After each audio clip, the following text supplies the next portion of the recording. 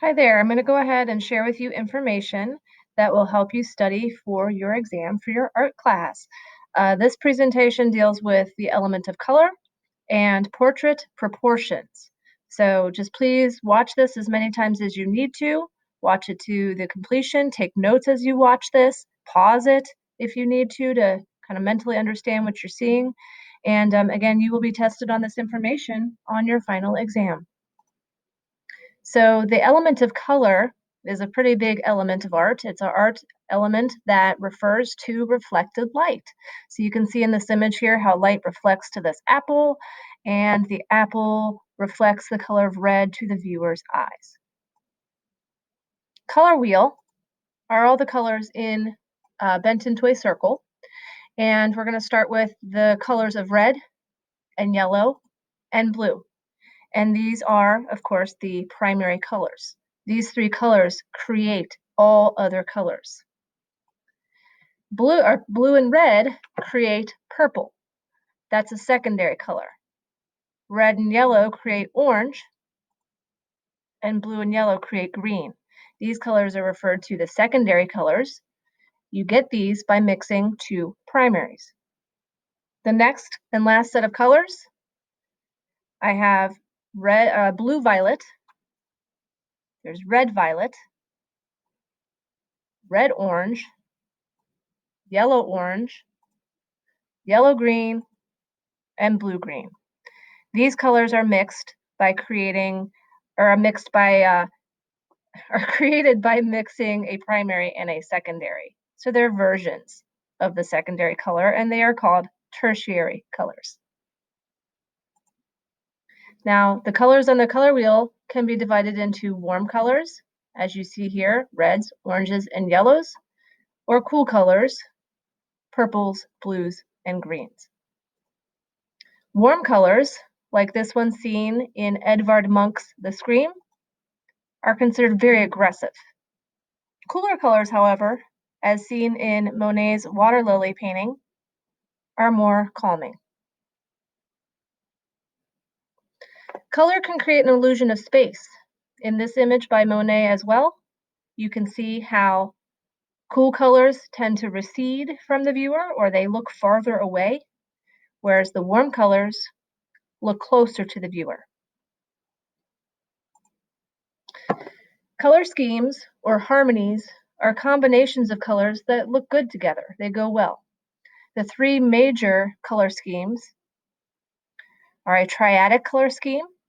That's where three colors on the color wheel are spaced equally apart. An analogous color scheme are colors that sit next to each other on the color wheel. They have a lot in common, so they look good together. A complementary color scheme are colors that are opposite each other on the color wheel. And while they have nothing in common with each other, they do look kind of cool together. You can change colors also by mixing them with neutrals. So mixing red with white creates a lighter red, which is called a tint. Mixing red with gray creates a medium red, and that's called a tone. And then finally, mixing red with black makes a very dark red, and that's called a shade. So with any color, you can make tints, tones, and shades by adding white, gray, or black, or the neutrals. You can make browns, any kind of brown color that you would like. Brown isn't on the color wheel because there's many ways to create brown. But we're going to focus here on making browns with complementary colors. Complementary colors are colors that are opposite each other on the color wheel. So red and green, for example, would create a brown that looks reddish or greenish. Blue and orange, which are opposite on the color wheel, also make a brown type color, which might look a little orangey or bluish. And then yellow and purple are opposite on the color wheel as well. These complements make a brown that is pretty dark.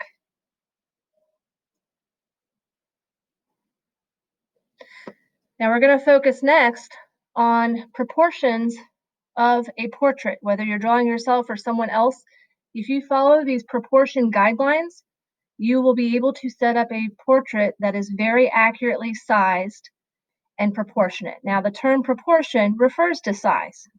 And if you use these guidelines as you were taught, the size of the facial features and the placement of the facial features on a portrait or on a head will look accurate if you follow these steps. So to review these steps, the head is an upside down egg shape. So you can see here that it's a little bit wider on the top than it is the bottom. It doesn't have to be a perfect shape, okay, but you're going to draw it lightly, so in case it's not perfect, you can fix it later. The eyes are drawn on this horizontal axis line. This horizontal axis line divides the head in half. On this horizontal axis line, you kind of want to measure with your eyes, not with a ruler, but kind of divide this into 5 spaces that are about the same size, so that you can lightly put an oval type shape in space 2 and in space 4, and that's where the eyes will go. Notice that an eye would fit in between as well. The nose, you want to divide the space that's left between the eyes and the chin in half. That's the length of the nose, about halfway down. The width of the nose is approximately underneath the inside corners of your eye.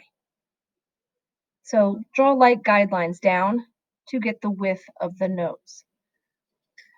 The mouth is underneath, and in the space remaining from the nose to the chin, you want to divide it into 1, 2, 3 spaces.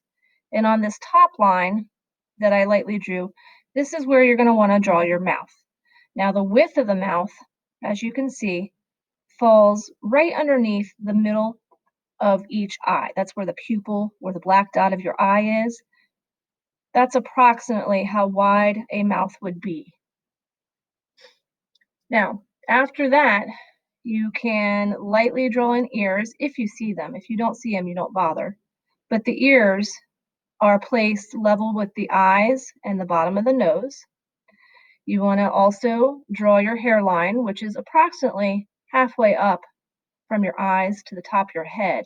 So here is about where your hairline would start. So just a light mark and a light drawing to kind of get the shape of your hair started. And then your neck and your shoulders. Your neck is level, or I'm sorry, right underneath the outside corners of each of your eye. So it shouldn't be too fat or too skinny.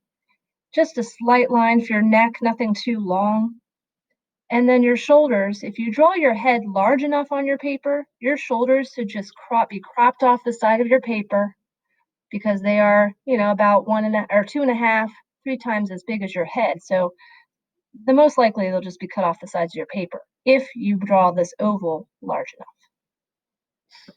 Okay, if you have any questions about any of this information, please email your teachers.